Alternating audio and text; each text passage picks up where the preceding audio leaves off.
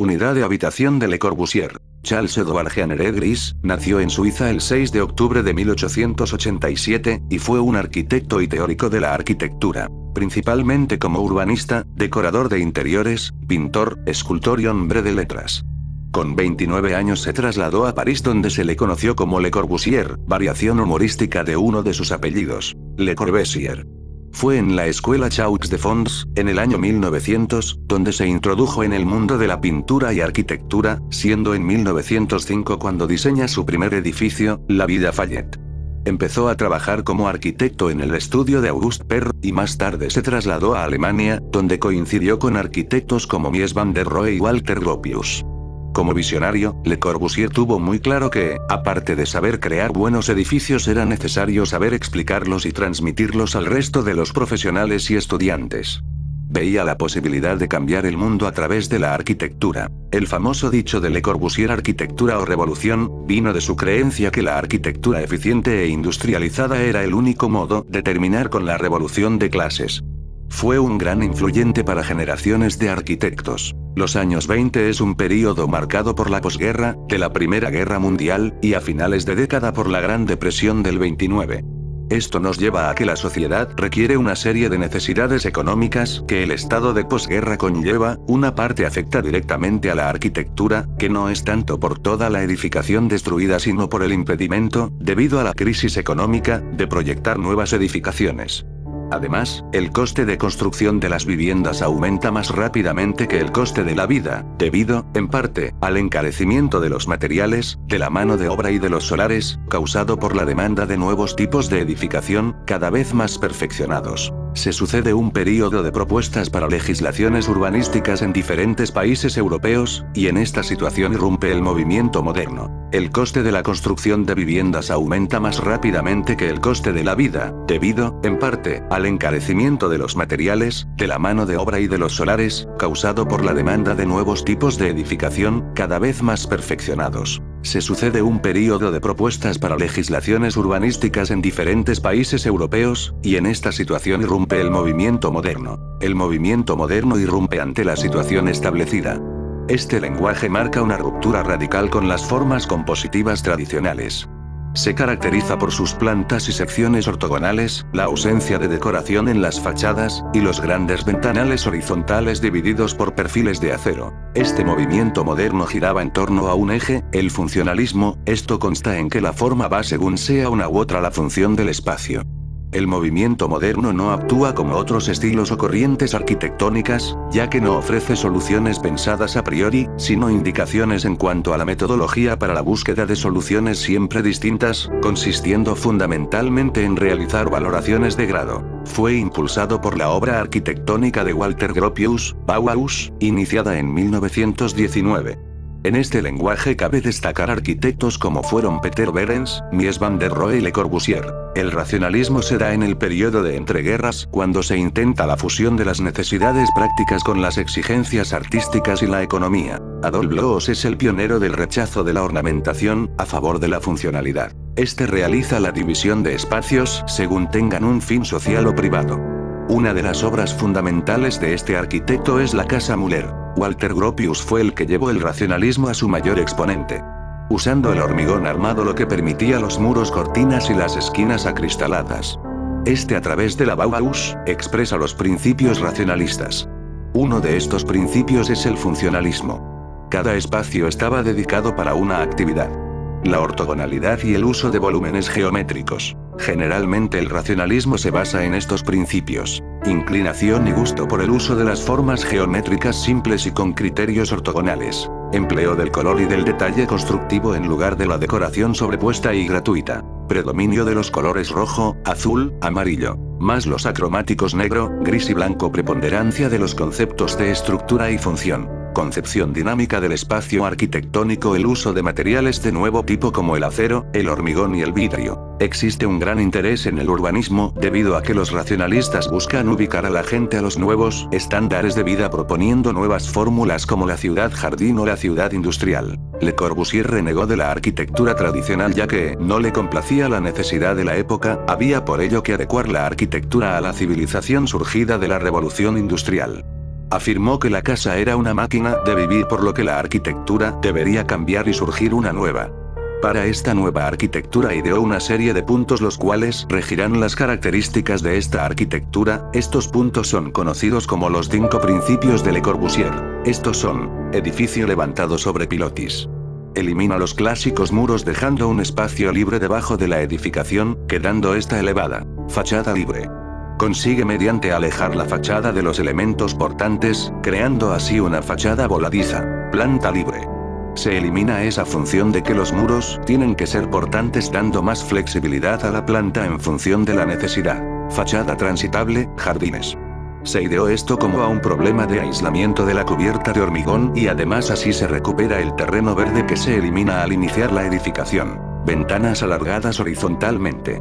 Estas ventanas a la larga crearían un problema con la excesiva entrada de calor en verano y la excesiva salida del mismo en invierno. Paralelamente, Le Corbusier sueña con una ciudad ideal, la cual se basa en la simbiosis entre naturaleza y tecnología. Para ello propone la ciudad ideal. Ville Radieuse, la ciudad radiante, es un plan maestro urbano de Le Corbusier, presentado por primera vez en 1924, aunque nunca llegó a construirse. Diseñado para contener medios de transporte eficaces, así como una gran cantidad de espacios verdes y luz solar, no solo proporcionaría a los residentes un mejor estilo de vida, sino que también contribuiría a la creación de una mejor sociedad. Aunque radical, estricta y casi totalitaria en su orden de simetría y normalización, los principios propuestos por Le Corbusier tendrán una gran influencia en la planificación urbana. De acuerdo con los ideales modernistas, la Ville Radieuse debía concebirse de una tabula rasa. Se iba a construir sobre las vernaculares ciudades europeas que habían sido destruidas en la guerra. Estaría compuesta por idénticos rascacielos prefabricados de alta densidad, distribuidos en una amplia zona verde y dispuestos en una cuadrícula cartesiana, permitiendo que la ciudad funcionara como una máquina de vivir. En el núcleo del plan de Le Corbusier estaba el concepto de zonificación, una estricta división segregada de la ciudad en zonas comerciales, de negocios, entretenimiento y residenciales.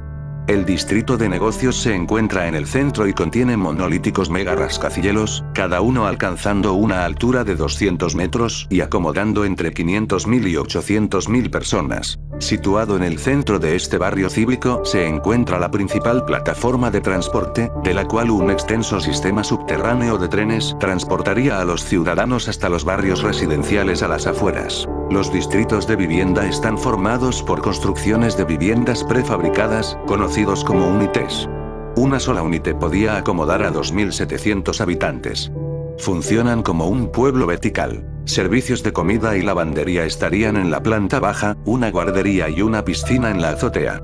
Existen parques entre las unités, otorgando a los residentes un máximo de luz natural, un mínimo de ruido e instalaciones recreativas a las puertas de sus hogares. Estas ideas radicales fueron desarrolladas por Le Corbusier en sus borradores de varios esquemas para ciudades como París, Amberes, Moscú y Argel. En los años 30 y 40, nos encontramos con una situación de crisis mundial, debido al crack del 29, y en medio de uno de los conflictos bélicos más importantes de nuestra historia, la Segunda Guerra Mundial. El estilo internacional surgió como continuación al movimiento moderno y al racionalismo, buscando la unificación de la arquitectura mundial sin importar los rasgos regionales de cada lugar.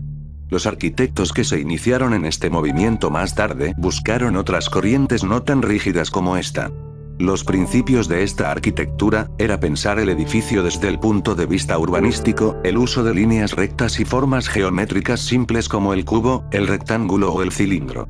Este movimiento se basa en los 5 principios del racionalismo. Usa materiales como el acero o el vidrio para la cobertura exterior y el interior lo deja diáfano y sin decoración.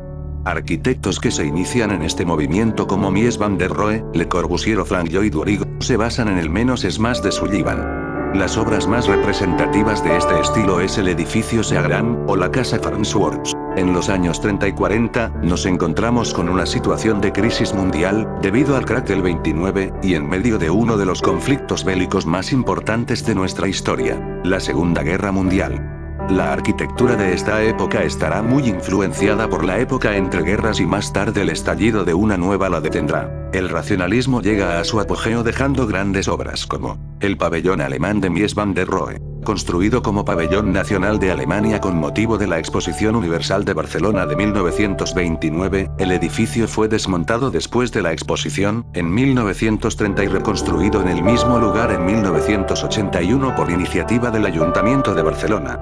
En la actualidad es la sede de la Fundación Mies van der Rohe. Le Corbusier en esta época estaba desocupado y empezó a idear un sistema de medida basado en la proporción humana, el modulor. El origen del término modulor proviene de un sistema de medidas detallado por Le Corbusier y publicado en 1948 en el libro llamado Le Modulor, seguido por Le Modulor II en 1953, y en los que da a conocer su trabajo. Le Corbusier se une a una larga tradición de arquitectos como Vitruvio, Da Vinci y León Battista Alberti, que también presentaron estudios de una relación matemática entre las medidas del hombre y la arquitectura.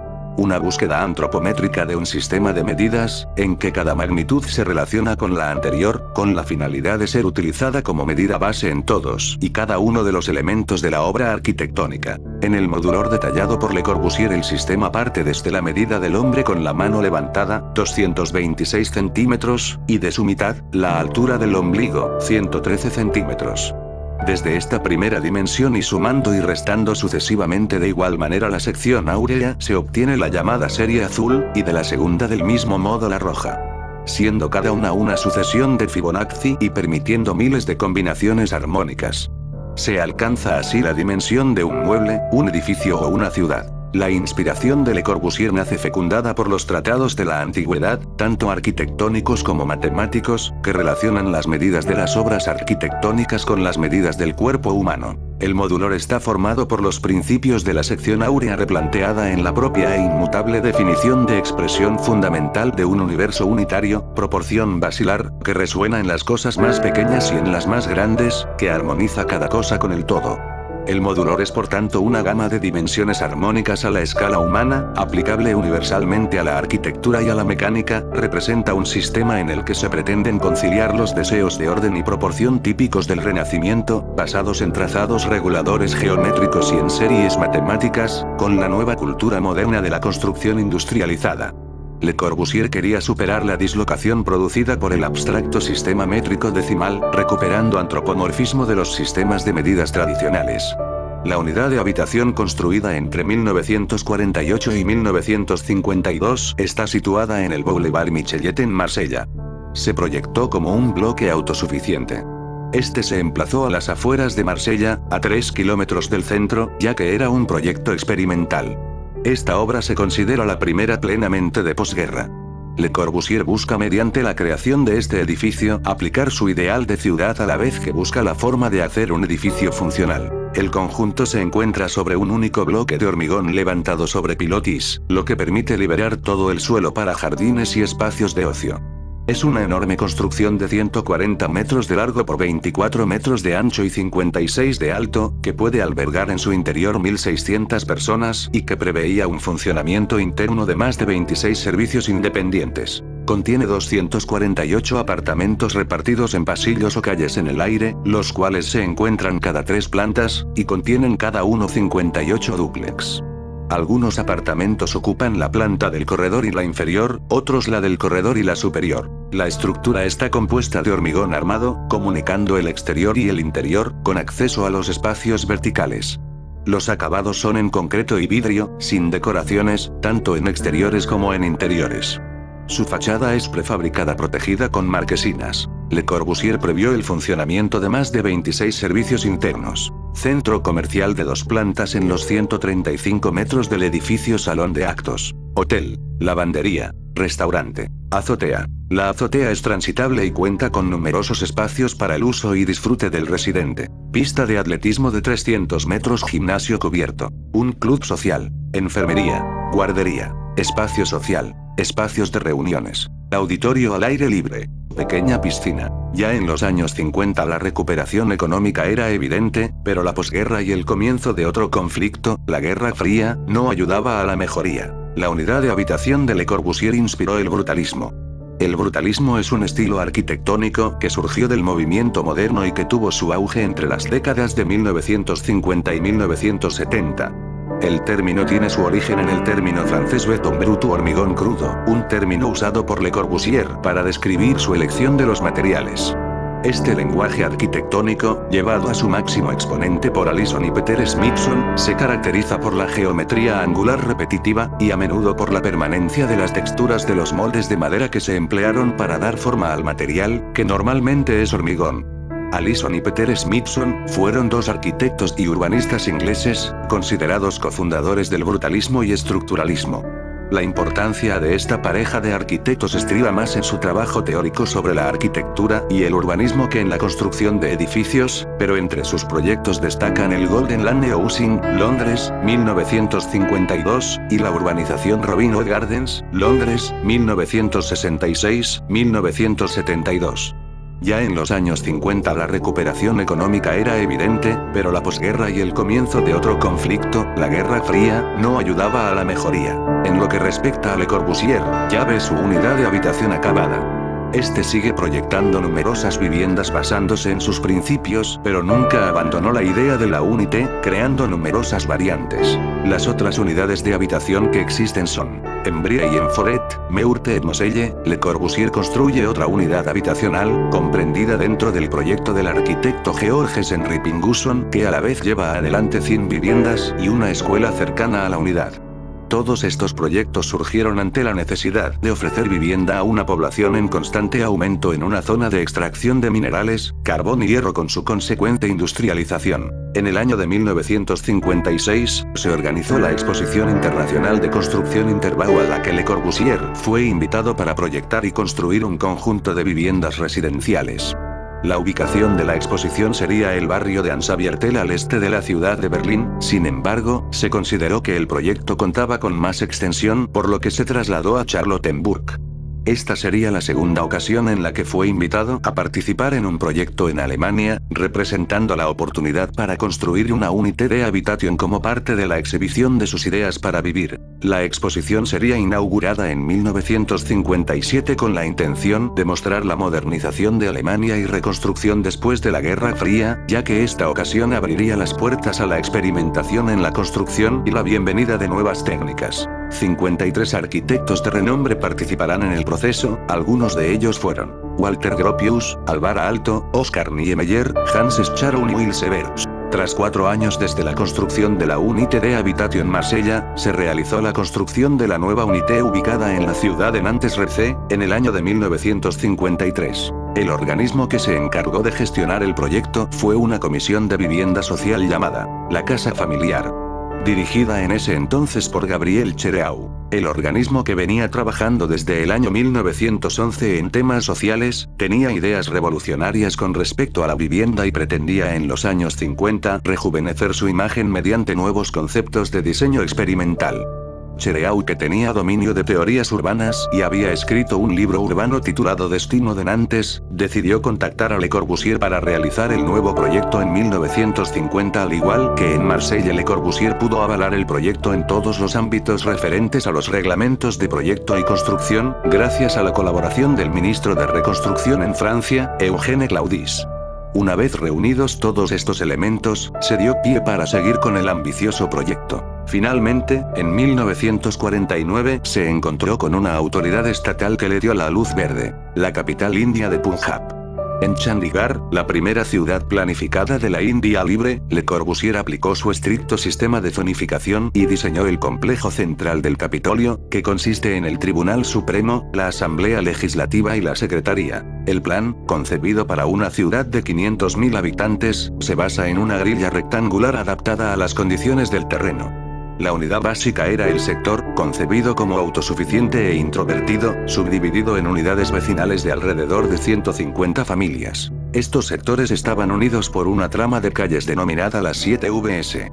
Las VS son vías organizadas jerárquicamente de acuerdo a la intensidad de flujo vehicular que soportan, basándose en 4 funciones principales: vivir, trabajar, circular y mantener el cuerpo y el espíritu. La propuesta corbusieriana hace una analogía de Chandigarh con el cuerpo humano. La cabeza es el Capitolio, sector 1. El corazón, el área central, sector 17. Los pulmones eran el Valle del Placer, los parques y áreas verdes. El cerebro, las universidades y escuelas. El sistema circulatorio eran las vías 7Vs y el sistema digestivo, la industria. Chandigarh, donde hoy habita 1 millón de personas, está dividida en sectores del 1 al 60, con la excepción del 13 que no existe, de 800 por 1200 metros. Cada sector funciona como una ciudad independiente con sus propias infraestructuras, escuelas, mercados, hospitales, etc., que están situadas siempre a menos de 10 minutos andando desde cualquiera de sus puntos. Toda la ciudad está rodeada de un cinturón verde de 16 kilómetros de ancho para evitar la construcción urbana en las inmediaciones. Le Corbusier ha sido uno de los arquitectos más influyentes del siglo XX. Este estuvo presente en los movimientos desarrollados durante ese siglo. Además inspiró otros lenguajes y creó un sistema de medida que se sigue aplicando. Sus obras permanecerán en el tiempo como símbolo de la revolución que supuso, siendo estas patrimonio de la humanidad según la UNESCO.